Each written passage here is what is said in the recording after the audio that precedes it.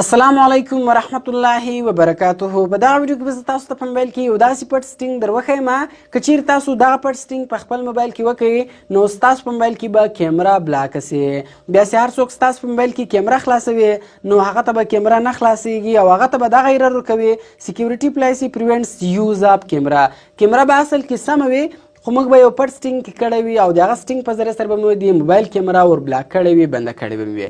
نو که چیرې ملګرو اوس تاسو یو چاته موبایل ورکوئ او په هغه باندې بروسه نه وي او تاسو نه غواړئ چې هغه کس د ستاسو په موبایل باندې ویډیو وکړي یا د ستاسو په موبایل باندې هغه تصویر واخلي نو تاسو دغه سټینګ وکړئ. نو کله چې تاسو دغه سټینګ وکړئ نو ستاسو موبایل کې به کیمره بلاک سي نه به بیا څوک ستاسو موبایل باندې ویډیو کولی سي او نه به هم تصویر په اخیستلی سي.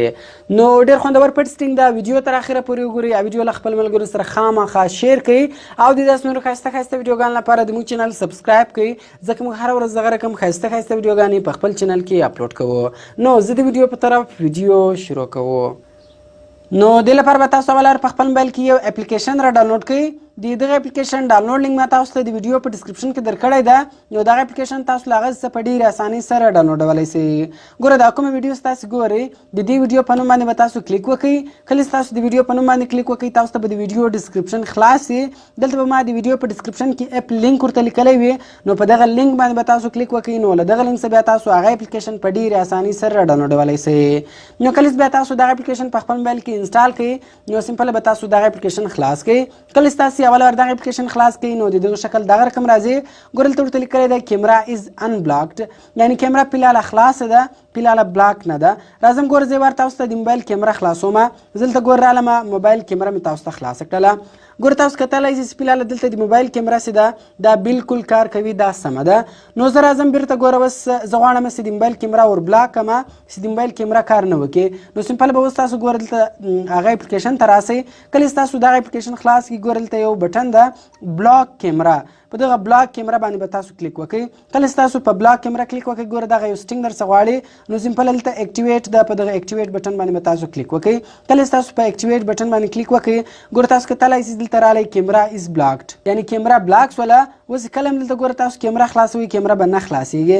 زه راځم ګوره دلته کیمره خلاصوم ما په کیمرې باندې کلیک وکړئ ګوره وایي سکیورټي پالیسي پریونټس یوز اپ کیمره. کیمره نه خلاصیږي. اوس هر څونه کلیکان تاسو په وکړئ کیمره به تاسو ته نه خلاصیږي ځکه کیمره موږ بلاک کړله بنده مې کړله. بیرته که مو خلاصولی سمپل بیرته د اپلیکیشن خلاص کړئ. دا ان بلاک کیمره چې ده په دې بټن باندې به تاسو کلیک وکړئ کیمره از ان بلاکډ کیمره ګوره بیرته خلاصه سوله. اوس زه راځم بیرته کیمره خلاصوم ما په کیمرې باندې کلیک وکړئ نو ګوره تاسو پخپله کتلی چې بیرته دلته له موږ سره کیمره خلاصه سوله. نو ډېر خوندور سټینګ دی. د دغه سټینګ په ذریعه سره تاسو په ډېرې اسانۍ سره کولی شئ چې د موبایل کیمره ور بنده کړئ ور بلاک یې کړئ. نو دا که بیا تاسو یو چاته موبایل ورکوئ او تاسو نه غواړئ چې هغه کس چې ستاسو موبایل باندې تصویران یا ویډیو وکړي نو دغه طریقه ورسره وکړئ. بیا چې هغه ستاسو موبایل کې کیمره خلاصوي کیمره به نه خلاصیږي هغه ته به یې دی راړوي لکه ستاسو موبایل کې کیمره خرابه سوې وي. نو ډېر خوندور سټینګ ده. کوم چیرې ویډیو خوښه سوي ویډیو در سره لایک کړئ له خپل ملګرو سره خامخا شیر کړئ او د داسې نورو ښایسته ښایسته ویډیوګانو لپاره د موږ چینل سبسکرایب کړئ ځکه موږ هره ورځ دغه رقم ښایسته ښایسته ویډیوګانې په خپل چینل کې اپلوډ کوو. نو ملاوي په نور ښایسته ښایسته ویډیوګانو کې د خدای په امان.